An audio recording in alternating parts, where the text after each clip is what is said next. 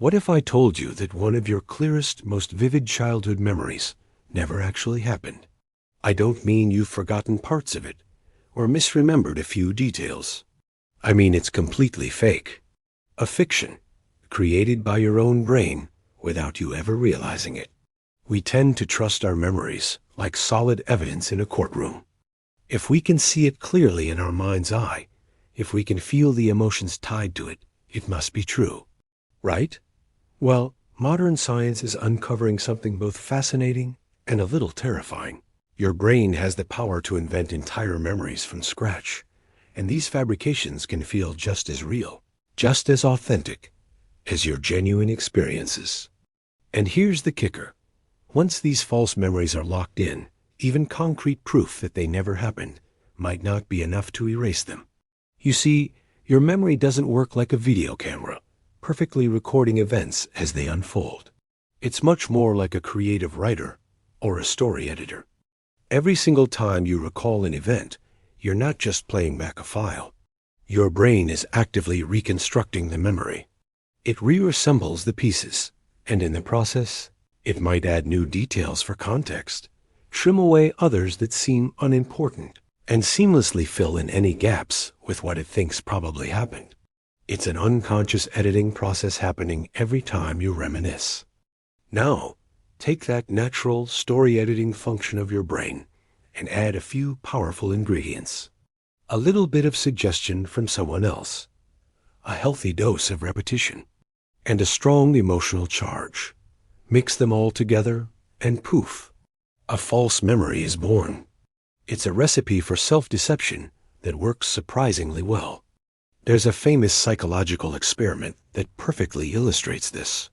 It's often called the Lost in the Mall study. Researchers sat down with a group of adults and told them about several childhood events. 3 of the stories were real, gathered from their parents, but one was a complete fabrication, a detailed account of being lost in a shopping mall as a young child. The scientists simply planted the idea.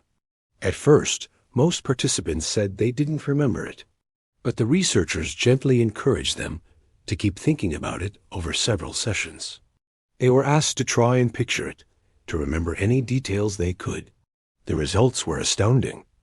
After being prompted to remember it multiple times, over a quarter of the participants not only claimed to remember getting lost, but they began describing it with incredible, vivid detail. They remembered what the mall looked like, the pattern on the floor tiles, the specific store they were near. They recalled the sheer panic and fear they felt. Some even remembered an elderly person finding them and helping them reunite with their family. Their brains didn't just accept the suggestion. They built an entire, emotionally charged narrative around it. They created a complete memory from nothing but a seed of suggestion. And these false memories are far from harmless little quirks of the mind. They can have profound, real-world consequences. They can fundamentally change how you see yourself and your past. They can create genuine trauma and anxiety over events that never even occurred. They can warp your relationships with others based on things you believe they said or did. The implications in the legal system are even more frightening. False eyewitness testimony, delivered with absolute confidence, has sent innocent people to prison. In a courtroom, a witness who says, "I am 100% certain I saw him do it," can be more persuasive than forensic evidence. But as we're learning, that powerful feeling of certainty has no direct correlation with the accuracy of the memory itself. Confidence doesn't equal truth. But here's what is arguably the scariest part of all. There's no internal alarm system.